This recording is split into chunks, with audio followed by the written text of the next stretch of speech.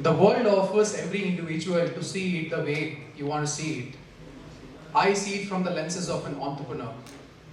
When you see it from the lenses of an entrepreneur, you see a lot of problems. And whenever you see the problem, you actually want to go and solve this. That is the passion that drives us, and that is when we founded our company called CropIn back in 2010. With a mission to digitize each and every single farmer and help them across from the time they have started their crops to the time they would have sold, so that they can be much more profitable in doing agriculture. My name is Kunal, and the company was named as CropIn. Crop Information Network means that every single crop information has to be networked across the world. The world is getting connected, and so has to be every single farmer and the crop that he's doing. I started off my journey when I was also sitting like one of you guys in my courses in one of the MBA colleges. I had no clue about agriculture. After my engineering in mechanical, I spent 4 years in sales and marketing. Then also there was no exposure of agriculture. The only closest exposure to agriculture was probably my kitchen garden, where I would go and grow something that I liked. And maybe my grandparents, where they would talk about something that was happening in their own farms. But what inspired us to get into agriculture? It was more of an EQ quotient than an IQ quotient. Back in 2010, when we realized that we were the powerhouse of technology, providing technology solutions to global businesses in different streams, there was no single business which was talking about solving the farmer's problem. And we said, this is something that we want to do. But we had to take the steps in one at a time. I did my MBA, and at the time when I was completing my MBA, one of my childhood friends, which I was discussing about quite often, resigned from his job. And I think that was one critical moment where we said that this is something that has to be done, and we got serious about it. I started skipping my classes from my MBA. From Chennai, I started going to Bangalore, and then started working with him. We started solving the farmer's problem the way that we could understand it. Our first model was a B2C model. We did a lot of learning because we were not from the industry. We did try to understand that what the farmer wants. We tried to understand the entire ecosystem around the farmer. And what we realized is there are 4 important connects that the farmer wants. The first, he needs the right inputs. The second, he needs the right finance. The third, he needs the right advisory. And the fourth, he needs the right markets. So if this was the entire ecosystem of a farmer connection in the entire value chain, then somewhere we had to solve that. We said we will do it. So our first model that we could come across back in 2010 was to go and help the farmers to help them be more productive.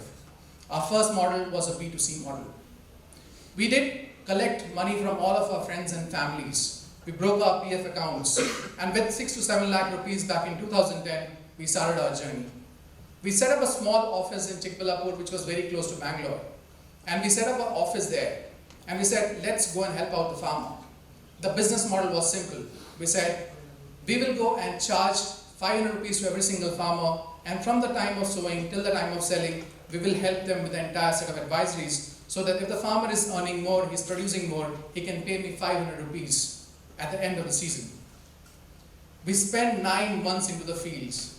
We went day in and day out, trying to help the farmer. We spent time from morning up till 9 o'clock in the night with the farmers. At the end, when the season ended, believe you, we spent all of the money that we had. And how much did we earn? We earned 6,000 rupees. So with an investment of close to 6 lakhs, the return was 6,000. It was disheartening. But I don't think it was. Because the 9 months that we had actually spent on the ground was the learning point for us to understand what it means.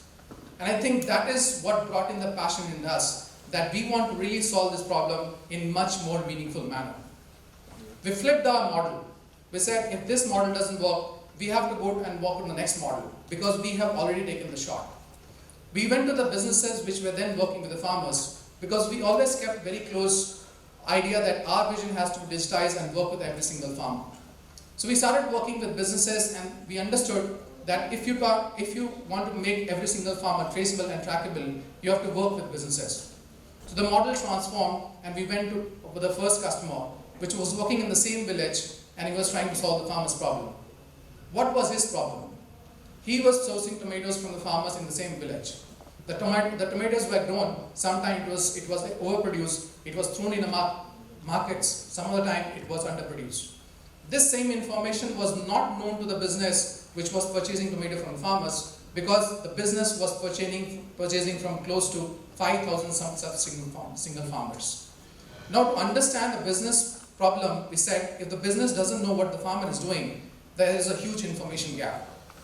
We said, let's connect this gap. And then we started building applications. Back in 2011, when there was no mobile into the hands of the rural people, we said, if we want to really connect the dots from the ground till the last mile, we have to give them mobile applications. Our first mobile application was built at the end of 2011, where we actually bought the mobile phones and handed it over to the extension officers.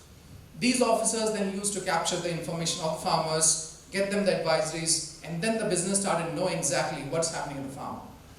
The business were knowing how much sowing is happening, what are the inputs that is going into his farms, what are the losses that the farmers are seeing, what are the advisories that he wants, and how much harvest is going to be produced. That reduced the entire cycle time, and the losses, the 30% which the businesses were actually started getting reduced.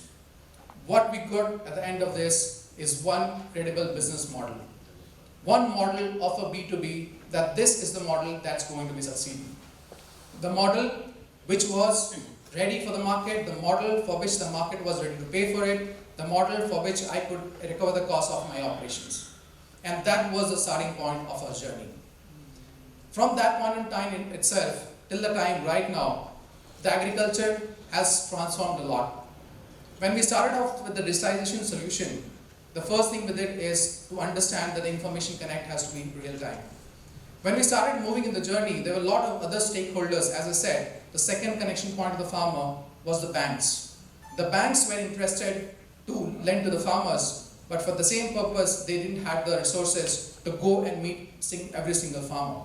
Because they could lend to a large farmer, his operations cost could be taken care of.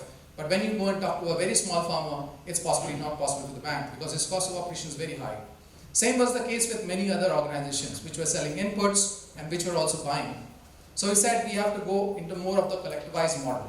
So we started building platforms which could connect the data of every single farmer and make it available to the stakeholders. That is where our next set of products started taking shape. The second product was primarily a smart supply chain solution.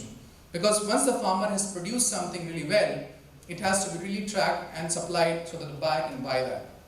The solution was a start. We had customers which would buy this particular solution to make their entire food traceable.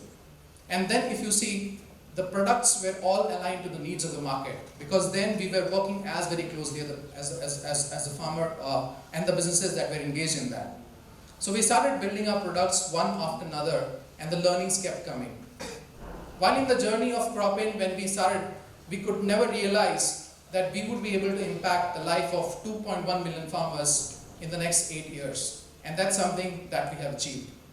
But the journey, as I said, is very challenging as well.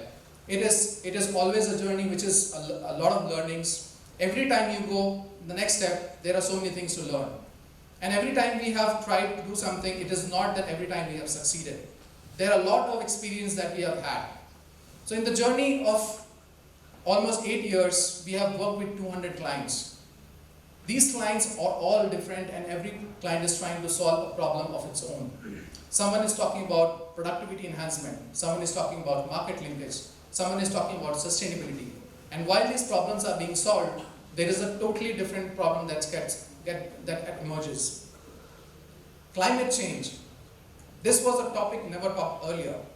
I would remember like 2015, by the time, no one was talking about climate change. It was only in the UN conferences when people talked about climate change.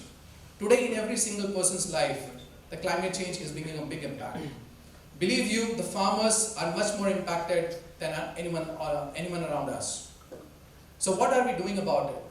So when we understand that we have to solve the farmer's problem, that we are solving the farmer's problem from all aspects, we started building models of how we can basically use smarter solutions to solve the farmer's problems around climate change, around traceability, about sustainability. how we can use the minimum resources and get the maximum value and increase the per acre of the farmer's value.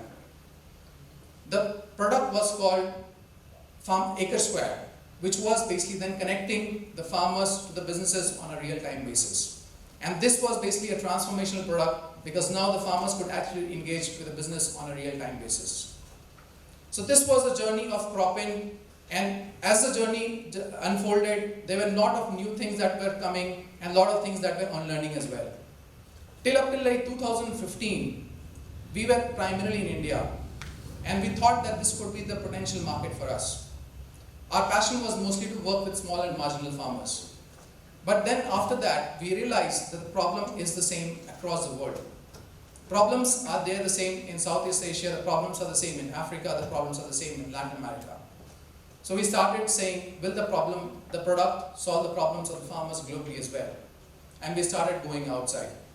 Our first customers took us to places like Thailand, they took us to places in Africa, and then we started understanding that the problem of farmers can be solved by a platform in a global manner as well. And that is where we started growing globally and solving the farmer's problem from different perspectives. Now we have built a platform at CropIn which could basically connect the farmers not only from one geography but places across the world, and connect the farmers not only with information but also with methods through which they can exchange their products through a marketplace. So while I talk about my journey of CropIn, what are the great things that I would like to talk about myself or the journey that we had? First is the passion that we have driven. With a person which has no experience in agriculture, to have transformed and built a solution which is now one of the leading agtech products in the world, that required passion. That required someone, an entrepreneur, which was ready to learn. I think we had that intent ourselves. The second thing that we had was to keep learning. Everything that we saw was new to us because we never knew it before. When the farmer was talking about it, I was learning. When the businesses were talking, I was learning. When the markets were talking, I was learning. So the intent of an individual to learn in every single opportunity that it gets is an opportunity that he should always realize and build into his business model. And I think we have tried to build that business model, and the intent of learning has helped us to solve the problems that is already existing. And the third thing is going together. We as a team has always been like a family. We said if we want to go far, we have to go together because we cannot go short and go individually. So these were the key three things that we actually drove through our business. I'm very proud to present CropIn in this particular forum. And as I would like to end up my discussion here, I would like to ask you one very simple question. How many of you individuals would invest all of your savings into a business, the outcome of which you are not very sure of? How many of you would do that? Okay, the next question.